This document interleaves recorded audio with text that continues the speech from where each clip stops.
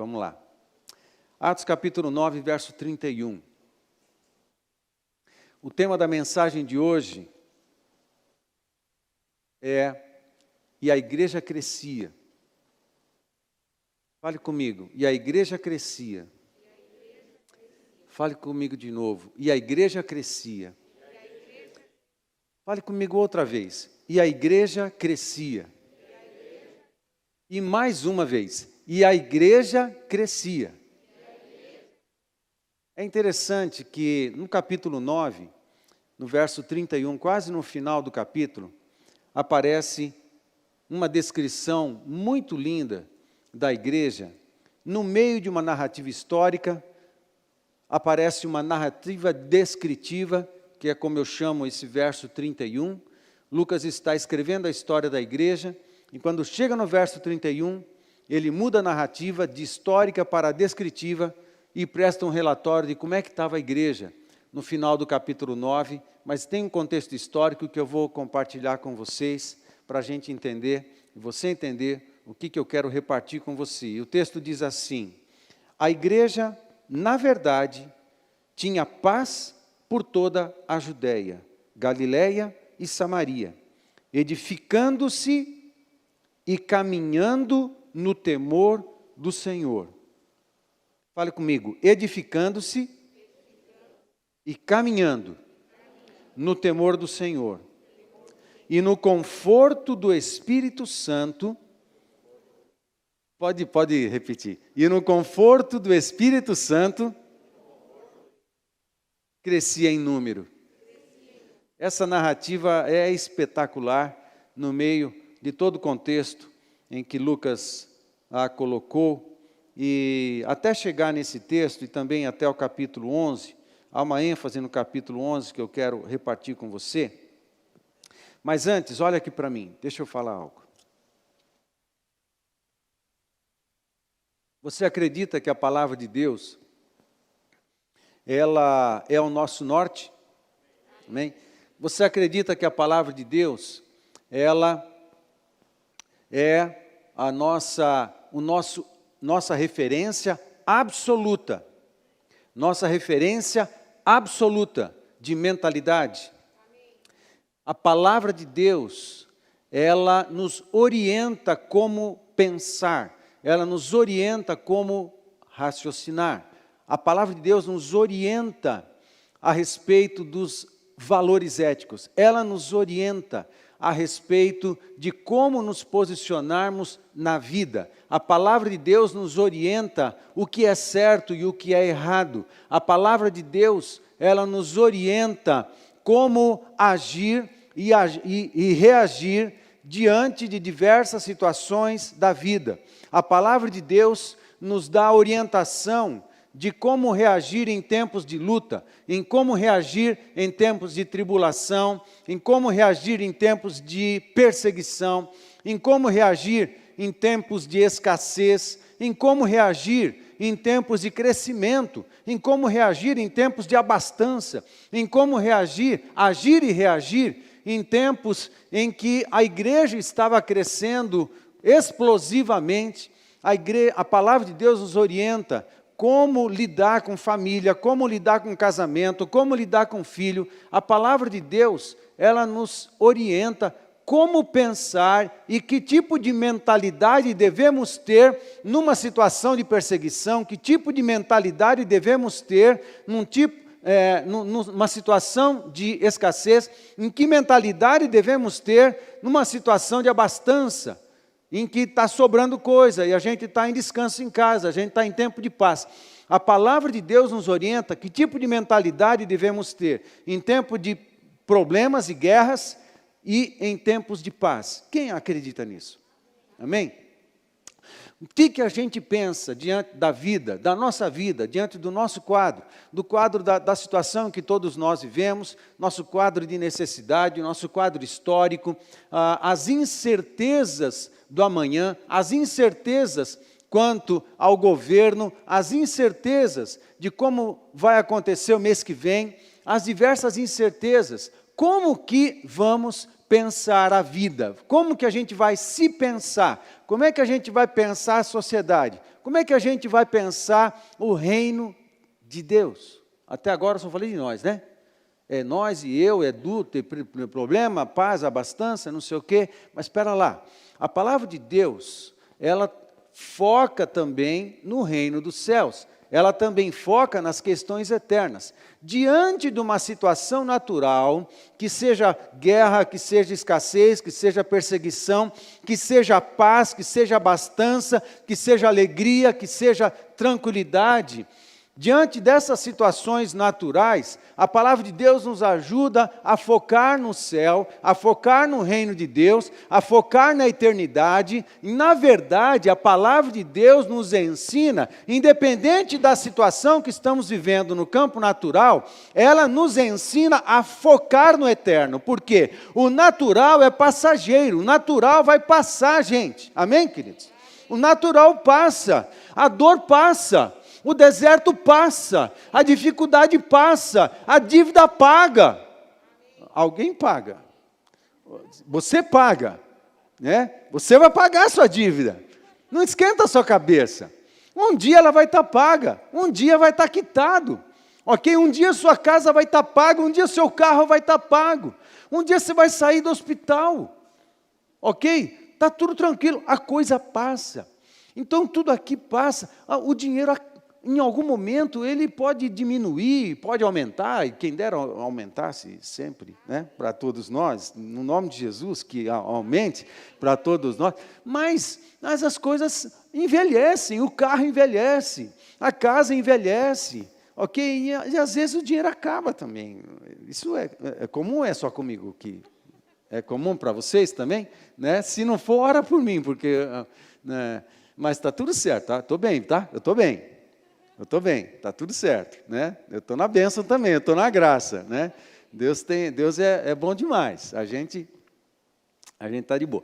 Então, acontece que as coisas aqui no natural passam, gente. E Deus nos ensina a focar no eterno. Imagina, perto da eternidade, o que são 100 anos? 80 anos, 90, 110? Nada. A gente precisa focar no reino de Deus, no eterno. Não, eu não estou dizendo que você tem que virar bicho grilo. Na minha época, a gente usava essa gíria, não sei se usa hoje. Deixa eu ver um jovem. Não usa mais? No tempo do Nardelli usava. Não, também, né? É engraçadinho.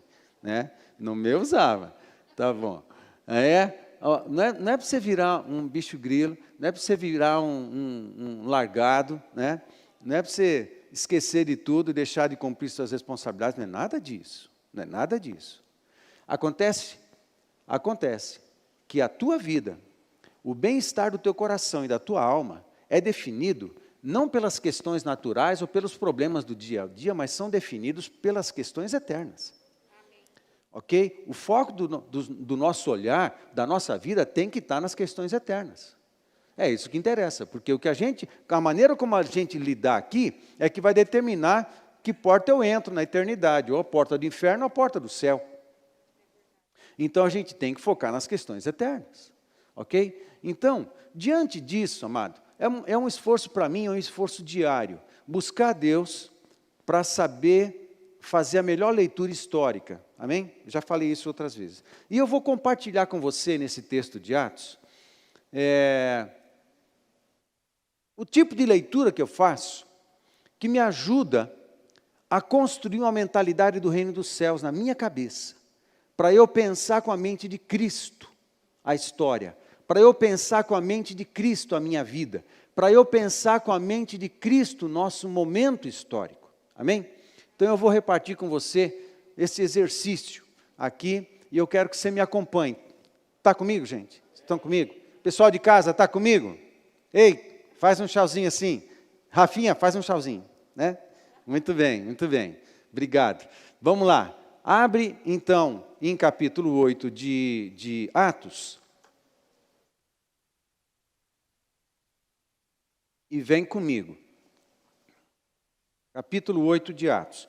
Eu só vou me referir aos subtemas que estão aí na sua Bíblia. Eu ainda não vou ler nenhum texto, mas eu quero que você abra em Atos capítulo 8.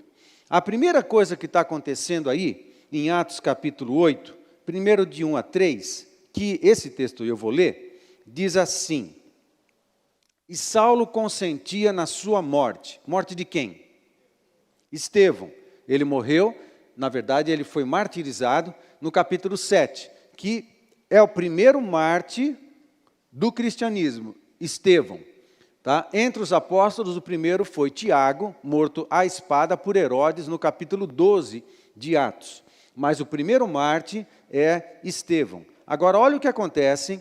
Você sabe que Saulo, que foi o grande perseguidor da igreja, ou pelo menos o iniciador da grande perseguição contra os cristãos, ele estava do lado de Estevão, consentindo com a sua morte, porque ele já tinha autorização do Sinédrio, das autoridades do povo judaico, para empreender uma grande e violenta perseguição contra todos do caminho, ou contra todos os cristãos. Então, verso 1, e Saulo consentia na sua morte. Naquele dia, levantou-se grande perseguição contra a igreja em Jerusalém, e todos, exceto os apóstolos, foram dispersos pelas regiões da Judéia e Samaria. Alguns homens piedosos sepultaram Estevão e fizeram grande pranto sobre ele. Saulo, porém, assolava a igreja, entrando pelas casas e arrastando homens e mulheres, encerrava-os no cárcere. Muito bem. A partir daí, a narrativa de Atos, veja que nós estamos fazendo um exercício de mentalidade bíblica. Amém? Estão comigo, gente? Vocês têm que me acompanhar para chegar onde eu quero chegar. Tudo bem? Estamos fazendo exercício. A partir daí, já que iniciou a perseguição da igreja, o que poderia ser natural ou o que seria possível de acontecer na narrativa de Lucas, que é o autor do livro de Atos, senão uma grande enxurrada de conselhos e de palavras de ânimo para fortalecer a igreja em tempos de perseguição e dificuldade e luta. Não seria natural pensar isso? Ok? Seria natural, mas qual é a mentalidade bíblica? Qual é a mentalidade de Atos, a mentalidade da Bíblia? Então vamos seguir para saber como que a partir da narrativa, ou da narrativa histórica do início da perseguição, Lucas continua escrevendo. O que é importante para Lucas a partir desse momento? O que para ele é ênfase a partir desse momento? O que importa de verdade? Então, na sequência, aí no capítulo 8 de Atos, na sua Bíblia, a partir do verso 4 até o verso 8, você vai encontrar o quê? Filipe prega em Samaria. Houve a dispersão, amém? Filipe era um dos sete diáconos que foram ordenados, que foi ordenado ali no início do livro de Atos. E Filipe também era um evangelista. Logo depois da dispersão, um dos caras que saiu fugido também por causa da perseguição foi Filipe, mas o texto anterior diz que todos os cristãos, até esse ponto, entenda, só em Atos 2, quantos se converteram? Em Atos 2, quantos se converteram com a pregação de Pedro? 3.000. Logo de começo, 3.000. Ok? Lá no capítulo 4, já eram mais de 5.000. Lá pelo capítulo 7, no início do capítulo 7 de Atos, já não se fazia mais conta. Então você imagina que houve uma multiplicação de conversão nos primeiros anos aqui do cristianismo, e podemos supor que hoje, talvez, o número de cristãos numa cidade de Jerusalém, que era muito, muito menor do que é hoje, talvez fosse um pouco maior do que Cornélio Procópio, talvez a cidade de Jerusalém tivesse 10.000 cristãos, 15.000 cristãos, 20.000 cristãos, não se sabia, porque a hora chegou um momento que eles não contavam mais, porque os cristãos iam se multiplicando sem medida. Quanto que tinha? 30.000 cristãos? Não sabemos. Numa cidade pequena no primeiro século. Muito bem. Aí, o que está acontecendo aqui? Todos os cristãos saíram da cidade. Todos. Os apóstolos ficaram. Aí, Filipe, nessa leva, para em Samaria. Alguns quilômetros, talvez 70 quilômetros, 60, 70 quilômetros de Jerusalém ao norte. Ele chega na cidade de Samaria e lá ele evangeliza. Ele sai evangelizando. De 9 a 13, Simão o Mágico se converte. Lembra da narrativa de Simão o Mágico? Felipe está ouvindo, está pregando, e Simão está ouvindo Felipe pregar. Ele era mágico, e ele fica encantado. Gostou do trocadilho? Eu amei esse trocadilho. Né? Simão o Mágico ficou encantado com o poder de Deus fluindo da vida de Felipe. Muito bem. Nos versos de 14 a 25, Pedro e João vão para Samaria, porque levaram recado para os apóstolos em Jerusalém, que estava acontecendo uma grande evangelização na cidade de Samaria, cidade de gentil, cidade de não judeu. Eles foram para lá para ver o que estava acontecendo. Chegando lá, Pedro e João chegam em Samaria e a evangelização continua. Nos versos de 26 a 40, o que está acontecendo? Filipe, ele recebe uma visão de Deus, uma palavra de Deus, e ele vai para caminho de Gaza, e no caminho de Gaza ele se encontra com o eunuco. Vocês estão comigo? Estão comigo, gente? Vem comigo.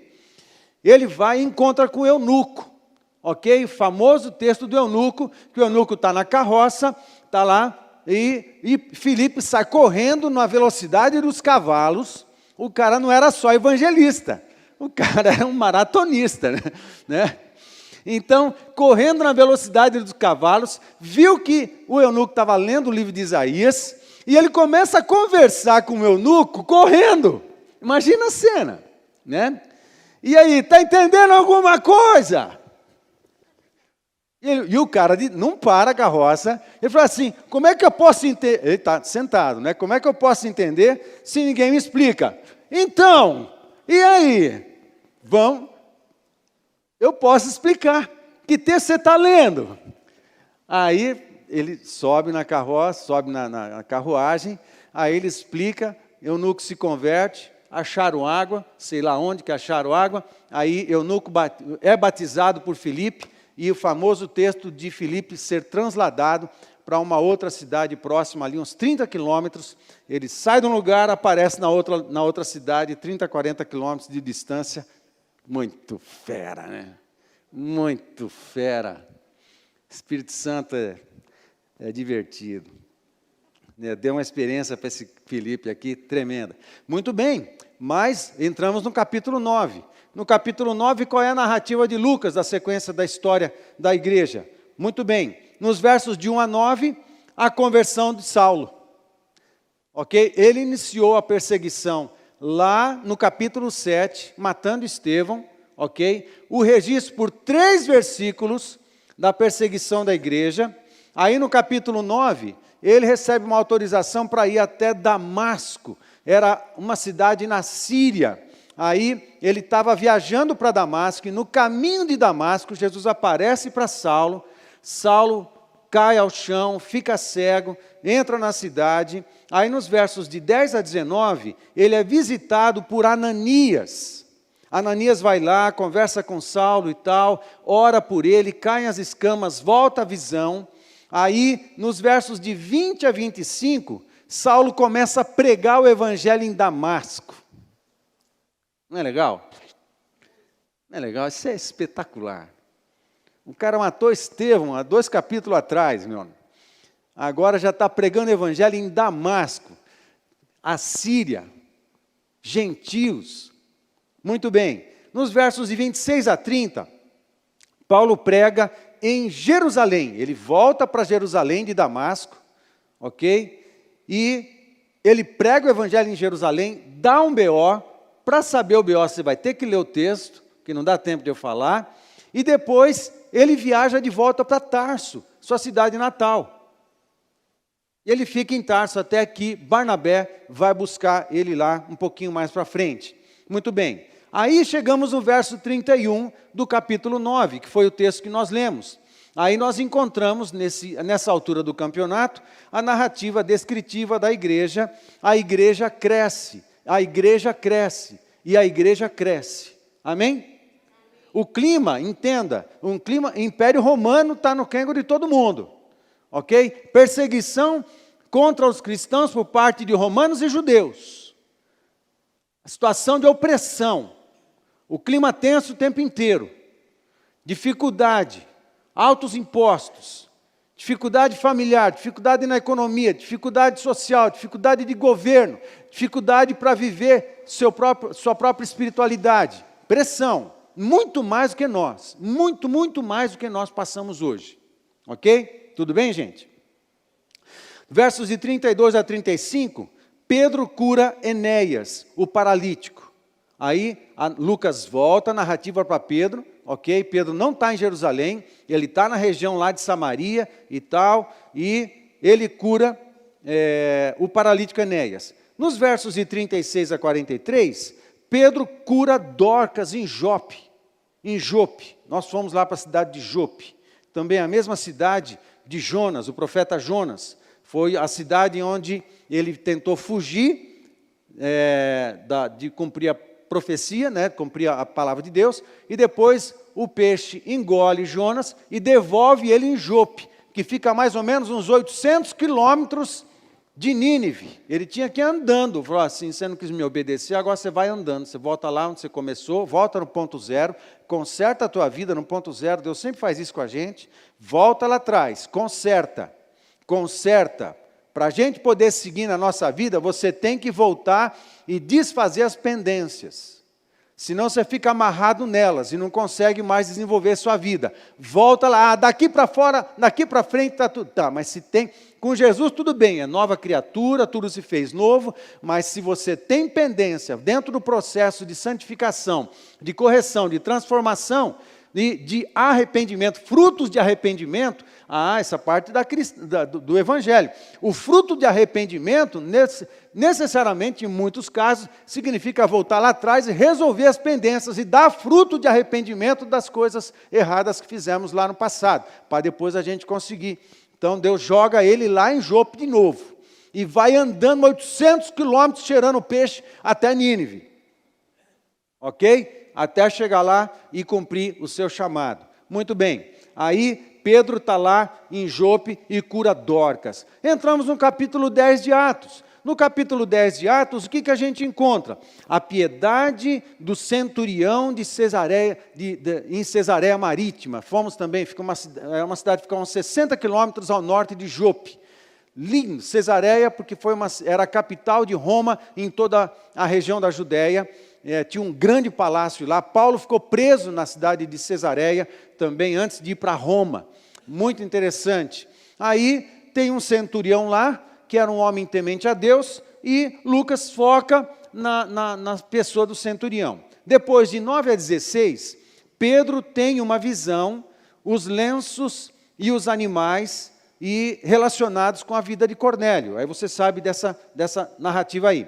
Nos versos 17 a 22, Cornélio, Lucas continua falando de Cornélio, que ele soube que Pedro estava em Jope e manda os seus servos vir falar com Pedro, para chamar ele, para ele conversar com Pedro e ele ouvir de Pedro sobre a mensagem de Jesus, sobre o Evangelho.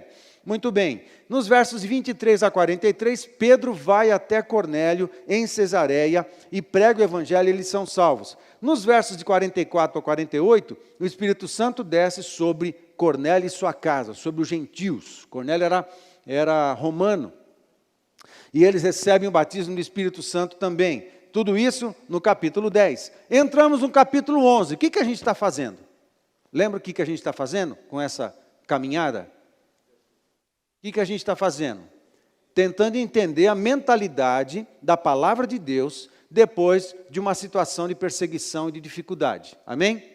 Como é que a gente vai pensar a vida? Como é que a gente vai pensar nossas lutas? Como é que a gente vai pensar a situação? Ok? Então vamos seguir. Chegamos no capítulo 11. No capítulo 11, nos versos de 1 a 18, Pedro volta para Jerusalém e Pedro dá relatório da conversão dos gentios em Jerusalém. Nos versos de 19 a 26, no capítulo 11, os discípulos são chamados de cristãos pela primeira vez na cidade de Antioquia, lá na Antioquia da Síria. Era a terceira maior cidade do mundo, a cidade de Antioquia. Só perdia para Roma e para Alexandria. Antioquia era uma grande cidade. Ela era um meio da Ásia, assim. Todo mundo passava por Antioquia para vir da Ásia até a região de Israel e descer para o Egito. Tinha que passar em Antioquia obrigatoriamente. Era um grande centro econômico, era um grande centro comercial, era um grande centro de governo. Tinha muita coisa importante ali. Todos que vinham da Ásia Oriental passavam por Antioquia para descer para o Egito, para descer para Israel, passavam por lá. Era uma grande cidade na região, na nação da Síria. Muito bem. Aí os cristãos são chamados pela primeira vez. Pedro dá relatório em Jerusalém, 19 a 26. Os cristãos são chamados. E por quê? Nessa que muitos da dispersão foram para Antioquia, o que aconteceu foi que Barnabé foi de Jerusalém para Antioquia para ajudar eles no crescimento lá, saber o que está acontecendo. Depois Pedro e João sobem lá também, depois voltam para Jerusalém. Muito bem. Aí, quando chegamos no capítulo 11, de 27 a 30, um profeta chamado Ágabo prediz grande fome no mundo. Tinha perseguição no capítulo 7. No capítulo 11, uma profecia desse Ágabo. Ágabo significa gafanhoto. E ele prediz, como profeta, uma grande fome no mundo e na região da Judéia. Isso aconteceu lá pelo ano de 46, provavelmente, entre 45 e 48. Alguns estudiosos dão o número de 46, o ano de 46, para o tempo da grande fome na região da Judéia. Ou seja, tudo isso até agora aconteceu antes do ano 46. Provavelmente perto do ano 42, 43. Alguns dizem que Antioquia houve os primeiros cristãos, chamados de cristãos, lá em Antioquia. Isso aconteceu lá pelo ano de 42, ok? Ou seja, se Jesus morreu e ressuscitou lá pelo ano 30, perto do ano 30, então já tinham se passado 12 anos. Tudo isso, desde a ressurreição até esse momento, só 12 anos se passaram. Ok? E tudo isso está acontecendo. Pouco tempo, muita coisa nova está acontecendo. Muito bem. Aí, entramos no capítulo 12. Capítulo 12, o que está acontecendo? Herodes começa a perseguir Tiago e Pedro, lá na cidade de Jerusalém. No começo, ele mata Tiago e prende Pedro. De 9 a 19, Pedro é livre da prisão por um milagre, um anjo aparece. Nos versos 20 a 23, morre Herodes. E de 24 a 25, a missão continua. Volta uma narrativa de Lucas, que eu chamo de narrativa descritiva, e ele volta a pintar um quadro de como é que estava a igreja. Então, como é que estava a igreja nessa segunda narrativa descritiva que eu fiz? Primeiro, narrativa descritiva em 9:31. Tudo bem? Estão comigo, gente? Em 9:31. Aí, volta uma narrativa descritiva para pintar o quadro, pintar a foto da igreja nessa altura do campeonato. E como é que pinta, como é que está essa segunda pintura da igreja aqui? A missão continua, de 24 a 25, diz assim, esses dois versos. Entretanto, a palavra do Senhor crescia e se multiplicava. Barnabé e Saulo, cumprida a sua missão, voltaram de Jerusalém, levando também consigo a João, apelidado de Marcos. Voltaram de Jerusalém, ou seja, voltaram para Antioquia da Síria, porque Saulo e Barnabé, ok? Barnabé foi buscar Saulo em Tarso, e ele virou discípulo dele em Antioquia. Eles estavam em Jerusalém nessa altura aqui, e eles voltaram para Antioquia da Síria. Muito bem. E a igreja crescia. E a igreja crescia. A igreja crescia o tempo inteiro. Agora faz o exercício que eu faço. Faz comigo. Tudo bem, gente? Eu estou construindo a mensagem com você. Vocês estão comigo? Eu estou falando para você como é que eu construo uma mensagem. Eu preciso entender as coisas do ponto de vista de Deus. Eu preciso entender as coisas e a história e as vidas e a minha própria vida e a vida da própria igreja do ponto de vista de Deus. Amém, gente? Então, em tempos de perseguição, em tempos de luta, em tempos de muita dificuldade, seja ela coletiva, no histórico, no governo, seja ela pessoal, ok? Eu tenho que entender todo esse conjunto de coisas com a mentalidade de Cristo. Então vamos voltar lá no capítulo 7 com a perseguição de Estevão. Estevão é morto, martirizado. Aí no capítulo 8, os 3 primeiros versos, aí tem uma narrativa, uma narrativa descritiva contando o status, né? Como é que está acontecendo? O que está rolando com os discípulos? Início de uma grande perseguição. E daí para frente, fiquem fortes, sejam animados e tal. Nada de errado com isso. Eu só estou tentando entender a narrativa bíblica. Estou tentando entender, ter a mentalidade bíblica das coisas. Amém, gente? De repente, eu percebo que a continuidade do texto, o que decorre daí, é uma narrativa que tem um foco claro. O foco não está no problema. Você percebe isso comigo? Vocês perceberam isso comigo? O foco nunca está no problema.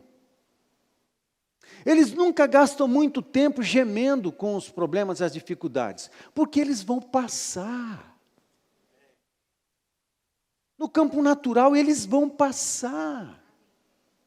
Eles não gastam muito tempo com isso. É muito interessante. O foco não está no problema, o foco não está na perseguição, o foco não está na doença, o foco não está no Império Romano que estava oprimindo todos eles e toda a sociedade judaica. Não, o foco não está nisso. Onde é que está o foco? Onde é que está o foco? Na pregação do Evangelho. Onde é que está o nosso foco?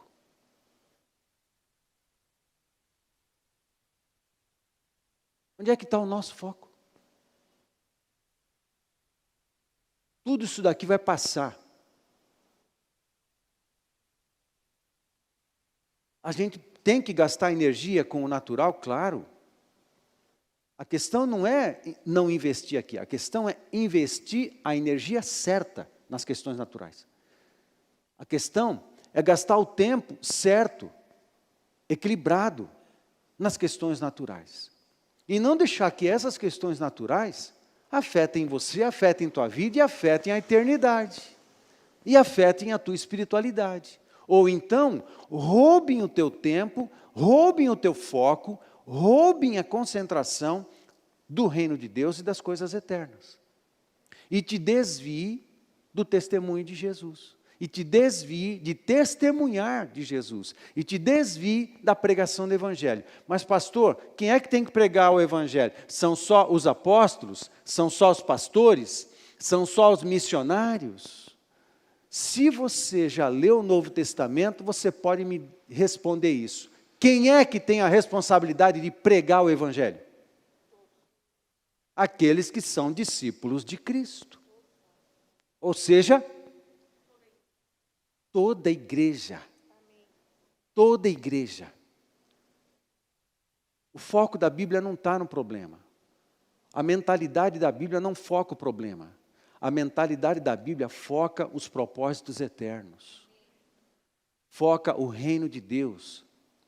Foca a pregação do Evangelho do Senhor Jesus Cristo. E a igreja crescia. Fale comigo. E a igreja crescia. Fale de novo. E a igreja crescia. Fale de novo. E a igreja crescia. Agora fale comigo. Isso. Teve uma voz que eu ouvi aí, né? Foi a Gi, né? Não. Foi o Cezinha. Gostei, Cezinha. Isso aí. É nós. Né? Vamos falar de novo. E a minha célula crescia. Fala de novo. E a minha célula crescia.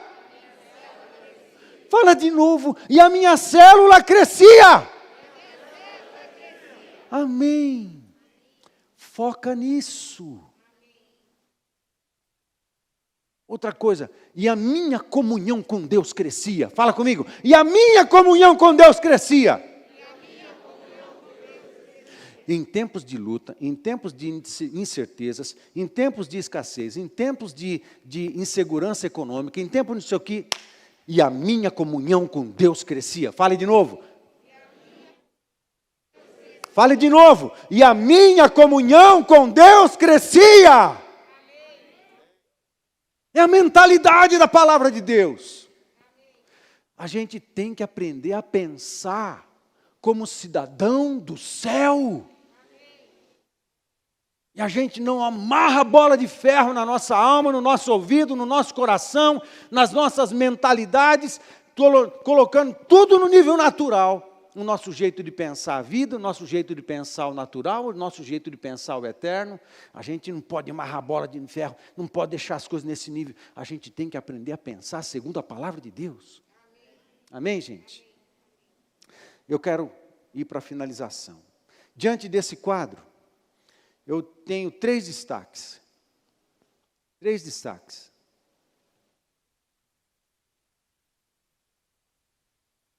Eu já disse para você o que eu tinha que dizer hoje, ok? Mas eu quero começar. Nosso foco, isso. Primeiro, diante de todo esse quadro, o nosso foco é o reino de Deus e a eternidade. Amém? Amém. Vamos orar agora?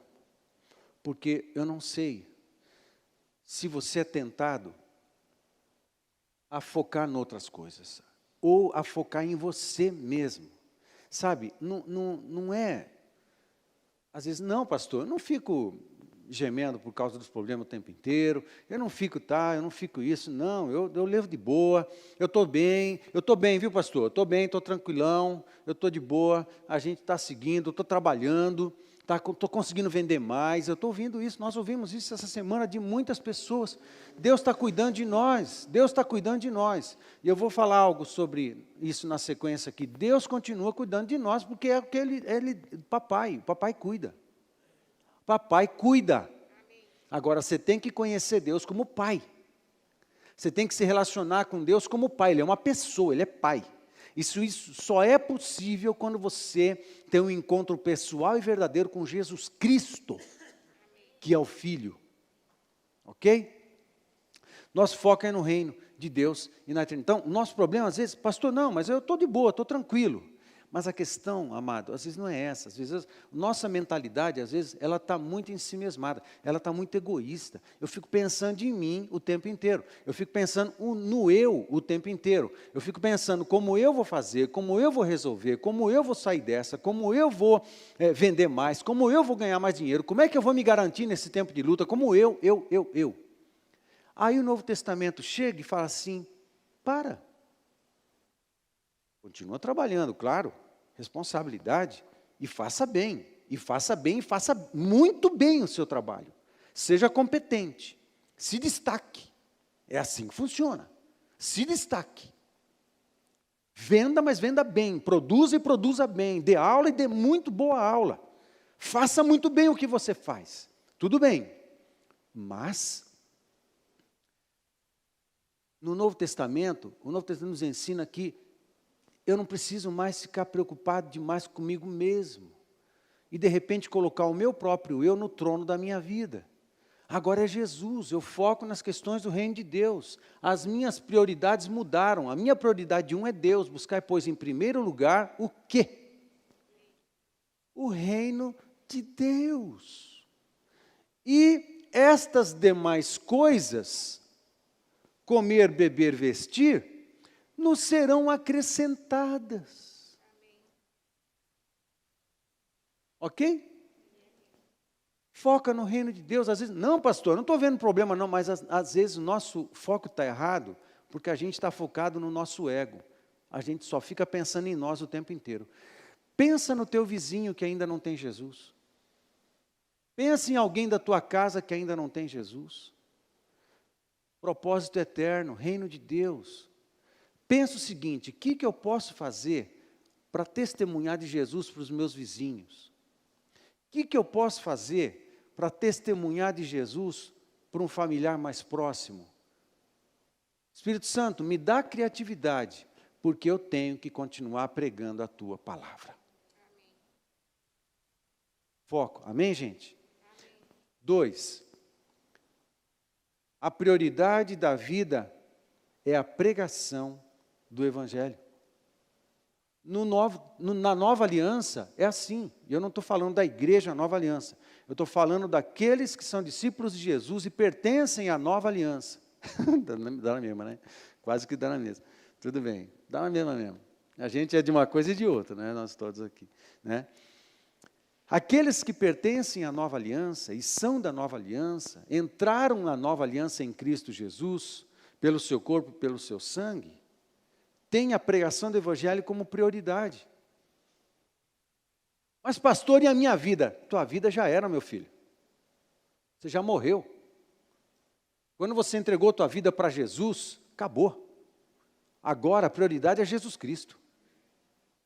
Ah, mas a coisa, eu quero que alguém ore por mim, agora não, eu preciso, eu tenho necessidades, eu não sei o quê, assim, tudo bem. Tudo isso vai ser sanado se você estiver em Jesus.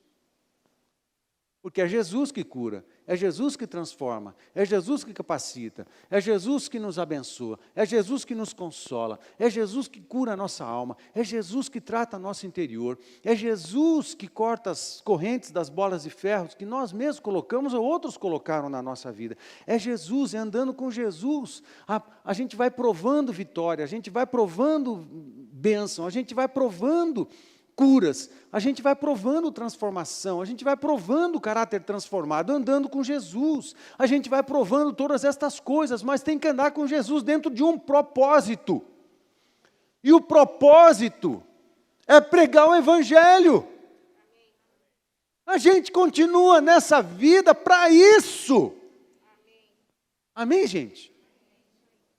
Nós, como igreja, precisamos, eu falei que a gente ia orar, não orei, né?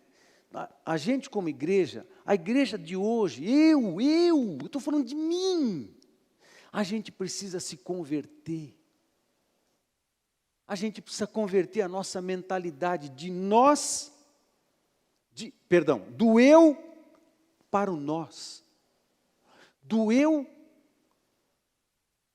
para o coletivo, do eu para os propósitos de Jesus. Nós temos que nos converter de nós mesmos e assumirmos que todos somos pregadores do Evangelho. Nós temos um propósito, sem que a gente perceba, de repente, eu sou o propósito, eu estar bem, eu ficar bem, eu me sentir bem, eu me senti aceito, eu me senti amado. Querido, tudo isso é muito importante. Mas quando isso começa a tomar o primeiro lugar no nosso coração, o primeiro lugar no nosso foco de vida, o primeiro lugar dos nossos esforços e energias, eu já estou praticando idolatria. Eu estou colocando o eu no lugar onde devia Jesus estar sentado. Nós temos que nos converter do eu para o nós e viver pelos propósitos da eternidade, que é repartir o Evangelho Salvador do nosso Senhor Jesus Cristo com todas as pessoas. Amém? Vamos orar por isso? Abaixa a tua cabeça. Pai, por favor, nós queremos nos converter. Nós queremos nos converter de um estilo de vida egocentrizado para um estilo de vida de Jesus, o estilo de vida altruísta, que pensa o outro, que pensa o nós, e não mais o eu. Senhor, no nome de Jesus, a gente não consegue consertar isso dentro de nós. Pai, nós não conseguimos consertar isso, essa coisa estragada do eu no centro, só o Senhor. Por isso, no nome de Jesus, eu peço que o Senhor faça isso em nós. Pedimos que o Senhor faça isso. Pai, eu faço isso em mim e faz isso em cada um de nós aqui. Me converte, Espírito Santo, me cura, me ajuda a focar no reino de Deus e na eternidade, no nome de Jesus. Amém. Amém, queridos. A prioridade da vida é a pregação do Evangelho. Abaixa a tua cabeça de novo que eu vou orar por você agora. E, por favor, concorde com a oração que eu vou fazer. Pai, agora, eu te peço que o Senhor me use para pregar o Evangelho. Pai, eu quero ser testemunha viva do Senhor Jesus Cristo às pessoas. Por favor, me dá oportunidades, cria oportunidades. E me faz saber, me inspira na hora, me dá entendimento, me dá palavras, me dá força, poder e unção para pregar de Jesus e manifestar Jesus. No nome de Jesus. Amém. Você pode dizer amém a essa oração? Amém. 3. Na nova aliança, descansamos nas promessas de cuidado divino. Amado, entenda, essa é a mentalidade da nova aliança em Cristo. No Antigo Testamento, tudo, eu ainda vou pregar mais tempo sobre isso, falando das alianças. Mas presta atenção nisso que eu vou falar agora. Nas antigas alianças, desde a aliança edênica, que foi feita no Éden, até a aliança davídica, a edênica, adâmica, noaica, abrâmica, mosaica, davídica, e depois da davídica é a nova aliança em Cristo Jesus. Todas as alianças, as 6 alianças, do Éden até Davi, todas elas apontavam para a nova aliança, a melhor expressão, a aliança mais completa, que abrangeria todos os aspectos da divindade, da vontade, dos propósitos da divindade, se manifestariam na nova aliança em Cristo Jesus. Todas as antigas alianças conviviam com uma sede, um desespero por Deus, uma busca por saciar as necessidades, a resolver as questões pessoais, em busca de resolver. Agora, quando nós entramos na nova aliança, a nova aliança nos dá novas revelações, a nova aliança nos mostra que quem entra na nova aliança em Cristo já não tem que se preocupar muito com algumas coisas que era natural nas outras alianças. Aqui nós temos a palavra encarnada, Jesus Cristo, liberando uma palavra como Mateus capítulo 6, dizendo: buscai, pois, em primeiro lugar o reino de Deus e a sua justiça, e todas estas demais coisas vos serão acrescentadas. Acabou! Amém, queridos? Na nova aliança, Jesus está dizendo: tudo que pedirdes ao Pai, Ele vos concederá se pedirdes em meu nome, desde que o pedido tenha a ver com os propósitos eternos. Por que que alguns dos pedidos que a gente faz, Deus não responde, e parece que Ele nem ouve? Porque tudo que a gente pede na nova aliança tem que estar conectado com os propósitos eternos. É nas antigas alianças que a gente fica pedindo pelo natural: me dá pão, me dá comida, me dá dinheiro, me dá isso, me dá aquilo outro, me dá aquilo outro, me dá coisa para saciar as nossas necessidades e tal e tal. Na nova aliança, nós já temos a garantia das promessas de Deus, que esse cuidado paternal de Deus é vigente sobre todos nós. Pastor, eu não vou ter que trabalhar? Vai ter que trabalhar e mais. E mais ainda. Porque você tem uma bênção sobre você que os outros não tinham. Você tem uma promessa sobre você que os demais não tinham. Viva nessa promessa. Você pode fazer muito mais. Você pode ir muito além. Você pode chegar onde ninguém chegou. Porque você está na bênção da nova aliança em Cristo Jesus. Tem promessas que te garantem resultado, que te garantem bênção, que te garantem vitória. É na nova aliança que a gente ouve a palavra: em Cristo vocês são mais do que vencedores. Pode entrar na luta já sabendo que você vai vencer. E se alguma coisa der errado, é só para ajudar você a crescer um pouco mais. Está tudo certo. Está tudo certo. Amém, queridos? Na nova aliança, a gente já... Qual é a nossa preocupação aqui? Qual é o nosso foco aqui? Qual é a nossa prioridade? Bom, já que a gente se sujeita à nova aliança em Cristo, que Ele vai cuidar dessas coisas para mim, então eu vou focar unicamente na pregação do Evangelho.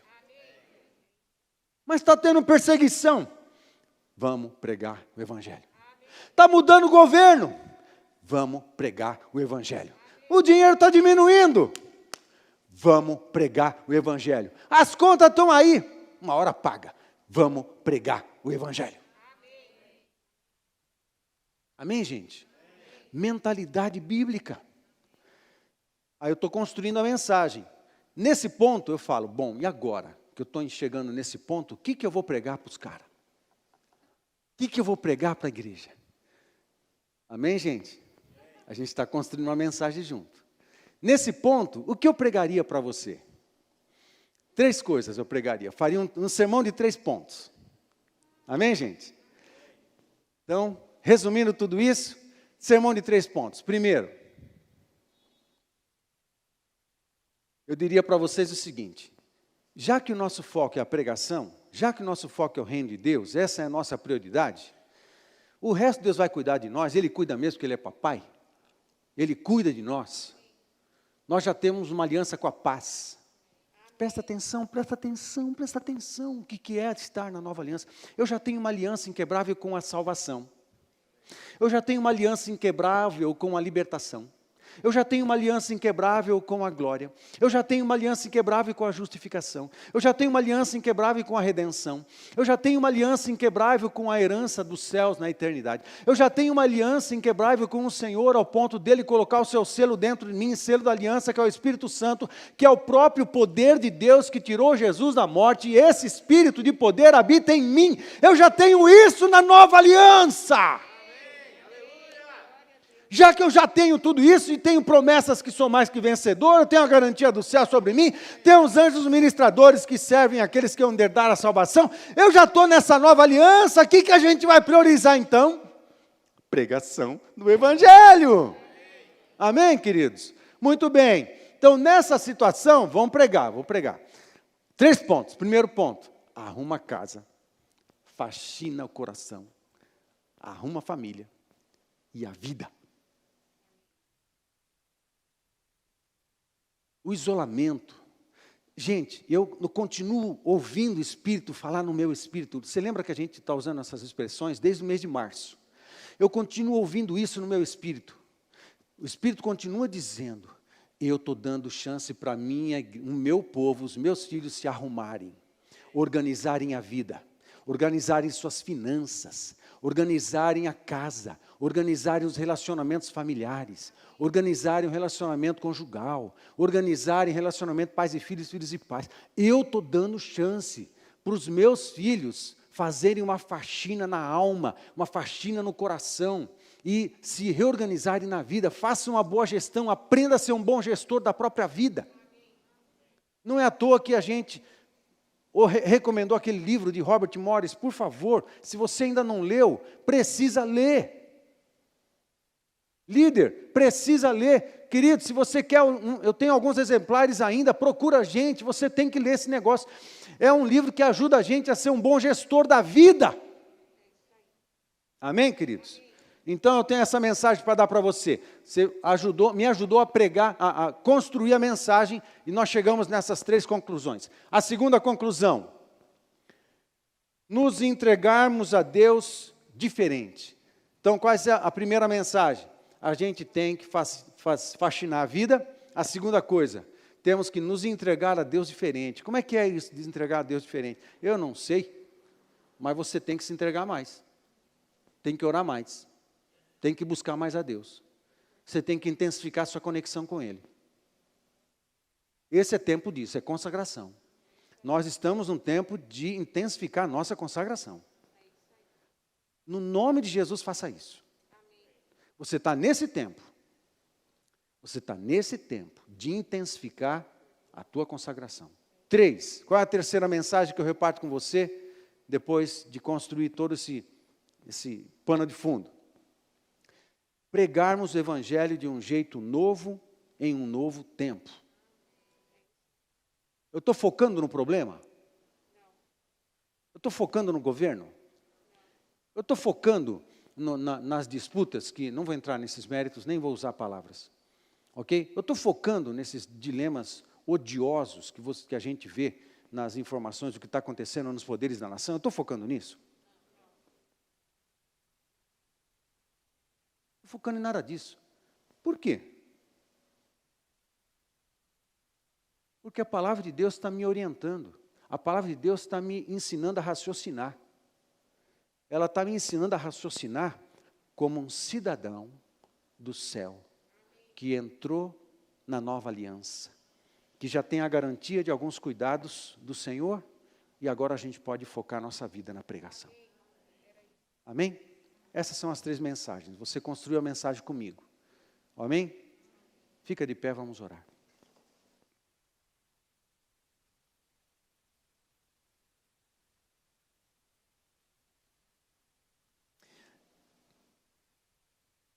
Pregando o Evangelho. Qual é a nossa pregação? Jesus morreu na cruz por mim e por você. Por mim e por você. O problema do pecado separou a gente de Deus e não tinha um outro remédio a não ser Jesus Cristo de Nazaré. Agora Ele veio, morreu na cruz e ressuscitou ao 3º dia. E com isso, eu tenho a chance de ter uma experiência pessoal com Jesus, e eu olho para a cruz pela fé e me vejo lá. A morte e a ressurreição de Jesus não garante salvação automática para toda a raça humana, não.